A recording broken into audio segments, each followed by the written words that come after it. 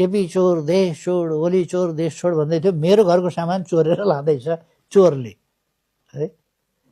मलाई ताजुब लाग्यो, कस्तो समय आएछ। मेरो घरको सामान उठाएर लाँदैछ, चोर्दैछ, केपी चोर देश छोड भन्दैछ। अब यस्ता तत्त्वहरूसँग कुनै बहस हुन्छ? तिनले सत्य बोल्लान् भन्ने तपाईँ अपेक्षा गर्न सक्नुहुन्छ? यत्रो सामान चोरेर कुद्या छ,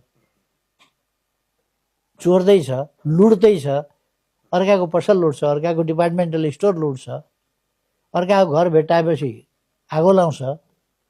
यही नेपाली कल्चर हो। सरकारी सम्पत्ति, सार्वजनिक सम्पत्ति, जनप्रतिनिधि, सर्वोच्च जनप्रतिनिधि संस्था संसद भवनमा आगो लाउँछ। के भनेको डेमोक्रेसी र सर्वोच्च यो जनप्रतिनिधि संस्था चाहिँदैन भने होइन? त्यसका कार्यक्रम गर्नु पर्दैन भने होइन?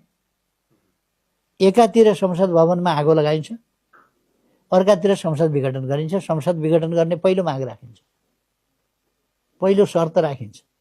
यो भनेको सोझै डेमोक्रेसी विपरीतको, यो भन्न मन लाग्दैन है।